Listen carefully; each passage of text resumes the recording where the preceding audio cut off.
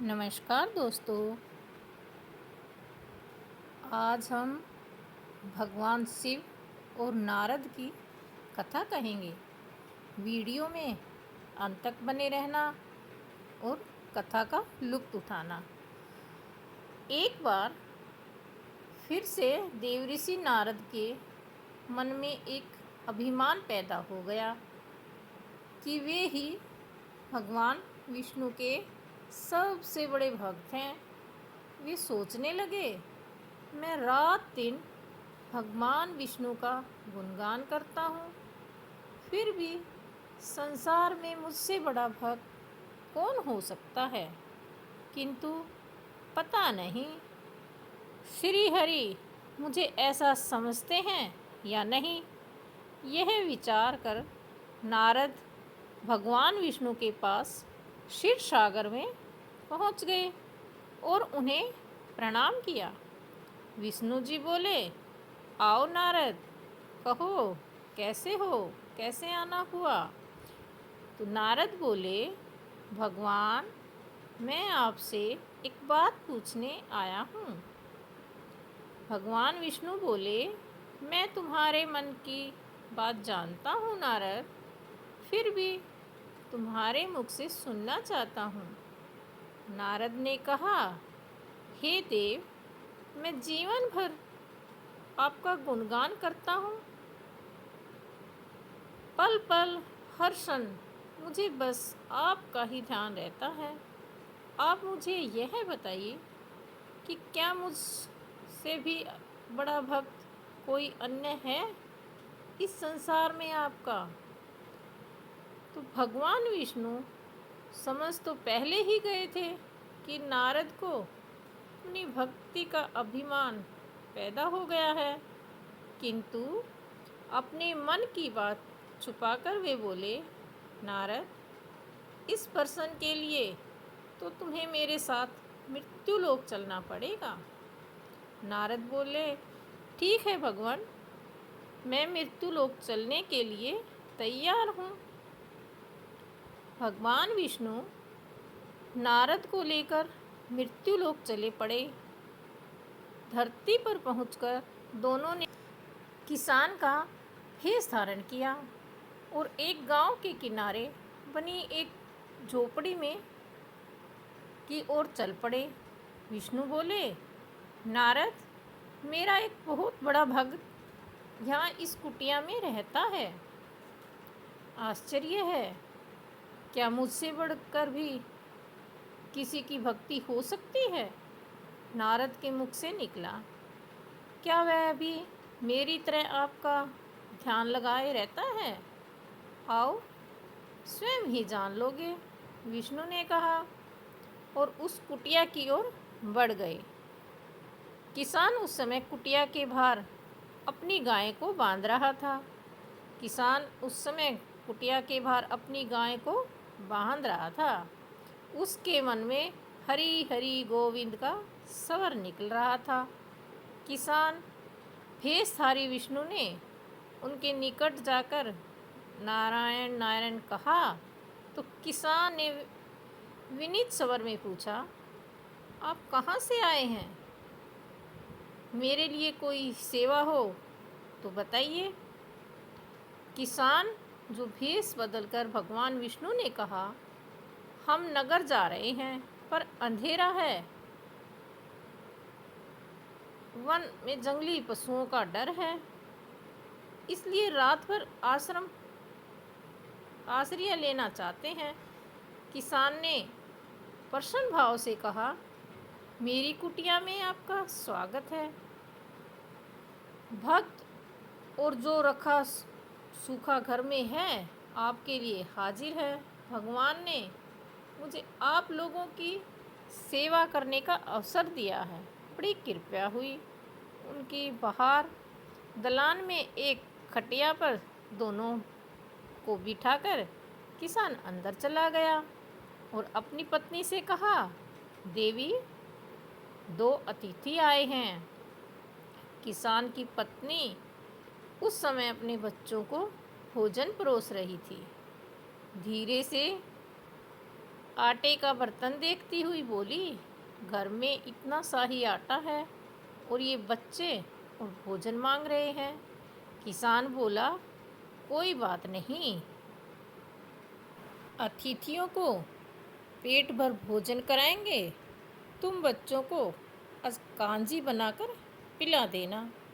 नारद और भगवान विष्णु उन दोनों की सारी बातें सुन रहे थे, फिर भी परीक्षा के लिए भोजन करने बैठ गए। जब दोनों ने पेट भर भोजन कर लिया तो नारद सोचने लगे कि यह सीधा साधा गृहस्थ इंसान भगवान का सबसे बड़ा भक्त कैसे हो सकता है। उधर हरिहरि ने किसान से और भोजन लाने की फरमाइश कर दी। बोले, मेरा पेट अभी भरा नहीं है, क्या और भोजन मिलेगा? तो किसान घर में गया और जाकर अपनी पत्नी से पूछा, कुछ और भोजन बचा है क्या? पत्नी बोली, बच्चों के लिए कांजी बनाई है, बस यही है। विष्णु और नारद वह भी पी गए और किसान और उसके परिवार को भूखे ही पेट सोना पड़ा। भूखे बच्चे माँ का आंचल थाम कर उठे, माँ नींद आ रही है, मुझे बड़े जोर की भूख लगी है। पिताजी ने उन अतिथियों को कांजी भी क्यों पिला दी? किसान ने बच्चों के सर पर हाथ फेरते हुए कहा, अतिथि को भोजन कराना स्वयं विष्णु को भोजन कराने के समान है बेटा। बाहर दालान में दोनों अतिथि अलग अलग बिस्तरों पर लेटे हुए थे। भगवान विष्णु ने कहा, तुमने सुना नारद, किसान और उसके परिवार को भोजन नहीं मिला, फिर भी वह मेरे गुण गा रहा है। यह तो कुछ भी नहीं, मैंने तो कई कई दिनों तक भूखे रहकर आपका स्मरण किया है। अगले दिन सुबह उन्होंने देखा किसान भगवान विष्णु की मूर्ति के सामने कह रहा था, गोविंद हरि हरि, तुम सदा मेरे मन में बसे रहो, बस मुझे कुछ और नहीं चाहिए। फिर दोनों अतिथियों ने से बोला, हरि बड़ी कृपया है, वही कि जग का रखवाला है, प्रभु की दया से रात को कष्ट ना हुआ हो, तब तक आपका जी चाहे तब तक आप दोनों यहाँ रह सकते हैं। मैं खेत में जा रहा हूँ।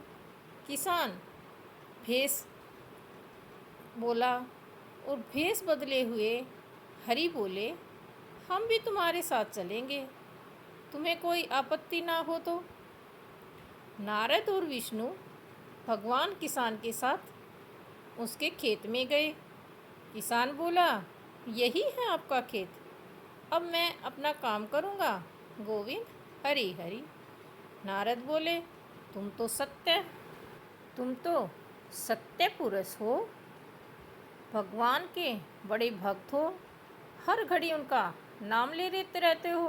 किसान बोला, अरे कहाँ, काम से जब भी थोड़ा बहुत समय मिलता है तभी उनका नाम ले पाता हूँ। नारद ने पूछा, कब कब मिलता है समय? किसान बोला, सुबह उठता हूँ तब रात को सोता हूँ, तब और दिन में जब भी काम से समय मिल जाए। ओ समझा, नारद के मुख से निकला।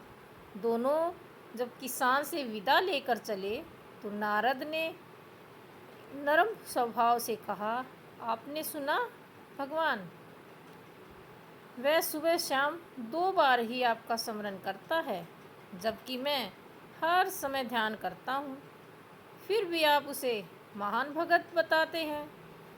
नारद की बात सुनकर श्री हरि चुप रहे, किंतु मन ही मन उन्होंने कहा, कारण भी जान जाओगे नारद। विष्णु ने एक कलश को तेल से लबालब भरकर नारद को दे दिया और बोले, नारद, इसे अपने सिर पर रखकर बिना हाथ लगाए सामने वाली पहाड़ी तक ले जाओ। ध्यान रहे, इस कलश में रखे तेल की एक बूंद भी ज़मीन पर ना गिर पाए। नारद बोले, यह कार्य कोई मुश्किल है? यह कहकर नारद ने कलश सर पर रखा और पहाड़ी की ओर चल दिया। नारद पहाड़ी पर गए और लौट आए। विष्णु बोले, लौट आए नारद? ठीक है, अब यह बताओ कि कितनी दूर जाने पर और आने पर तुमने कितनी बार मेरा स्मरण किया? नारद बोले, एक बार भी नहीं भगवान। करता भी कैसे? मेरा ध्यान तो तेल और कलश की तरफ लगा हुआ था। श्रीहरि बोले, तब तुम ही सोचो, वह किसान दिन भर कठिन परिश्रम करता है, फिर भी 2-4 बार मेरा स्मरण जरूर करता है, और तुम एक बार भी मेरा स्मरण नहीं कर पाए। विष्णु की बात सुनकर नारद के अंतर चक्षु खुल गए।